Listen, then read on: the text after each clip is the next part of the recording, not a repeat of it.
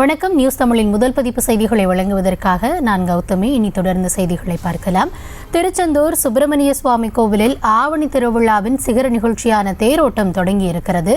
விநாயகர், குமரவிடங்க பெருமான், வள்ளி தெய்வானை, வள்ளியம்மன் தனித்தனி தேரில் எழுந்தருள ஆயிரக்கணக்கான பக்தர்கள் அரோகரா கோஷத்துடன் திருத்தேரை வடம் பிடித்து வருகின்றனர். அது தொடர்பான காட்சிகளை தற்போது பார்க்கலாம்.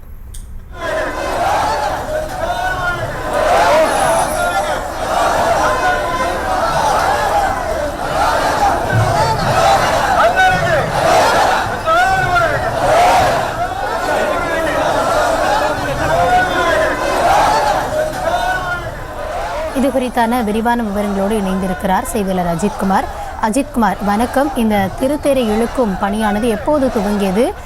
எவ்வளவு பக்தர்கள் வருகை புரிந்திருக்கிறார்கள்? பக்தர்களுக்கான ஏற்பாடுகள் சரியாக செய்யப்பட்டிருக்கிறதா? விரிவான விவரம் என்ன? நிச்சயமாக கோதுமை. அதாவது அறுபடை வீடுகளிலேயே இரண்டாவது படை வீடாக போற்றப்படக்கூடிய திருச்செந்தூர் சுப்பிரமணிய சுவாமி திருக்கோவிலில் ஆண்டுதோறும் பல்வேறு திருவிழாக்கள் வெகு விமர்சையாக கொண்டாடப்படுவது வழக்கம். குறிப்பாக தைப்பூசம், வைகாசி விசாகம், பங்குனி உத்திரம், கந்தசஷ்டி திருவிழா உள்ளிட்ட திருவிழாக்கள் வெகு விமர்சையாக கொண்டாடப்படுவது வழக்கம். அந்த வகையில் மிக முக்கிய திருவிழாவாக இந்த ஆவணி திருவிழாவானது கொண்டாடப்படுவது வழக்கம். இந்த நிலையில இந்த ஆண்டுக்கான ஆவணி திருவிழா கடந்த 24ஆம் தேதி கொடியேற்றத்துடன் கோலாகலமாக தொடங்கியது. தொடர்ந்து 12 நாட்கள் நடைபெறக்கூடிய இத்திருவிழாவில் சுவாமியும் அம்பாலும் தினமும் வெவ்வேறு வாகனங்களில் எழுந்தருளி வீதி உலா வரக்கூடிய நிகழ்வும் நடைபெறும். விழாவின் முக்கிய நிகழ்ச்சியான 7ஆம் திருநாள் சுவாமி தங்கச் சப்பரத்தில் சிவப்பு வண்ண மலர்களால் அலங்கரிக்கப்பட்டு சிவப்பு சாத்தி கோலத்தில் எழுந்தருளி வீதி உலா வரக்கூடிய நிகழ்வும் நடைபெற்றது.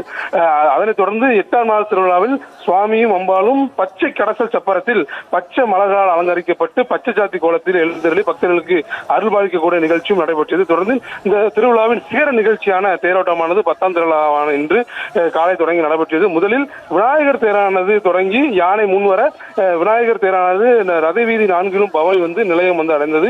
அதனைத் தொடர்ந்து தேரோட்டமான பெரிய தேரானது சுவாமி குமரவிடங்க பெருமான், வள்ளி தெய்வானையுடன் எழுந்தருளக்கூடிய அந்த பெரிய தேரானது பக்தர்களால் வடம் பிடித்து இழுக்கப்பட்டு ரத வீதி 4லும் அரோகரா கோஷம் முழங்க பக்தர்களால் இழுத்து செல்லக்கூடிய காட்சிகளையும் நம்ம பார்க்க முடிகிறது.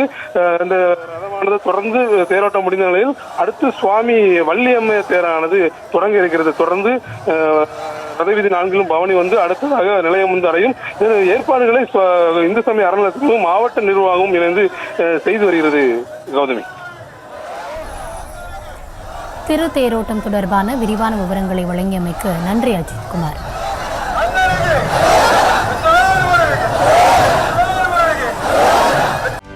செய்திகளை உடனுக்குடனும் துல்லியமாகவும் தெரிந்து கொள்ள சப்ஸ்கிரைப் பண்ணுங்க.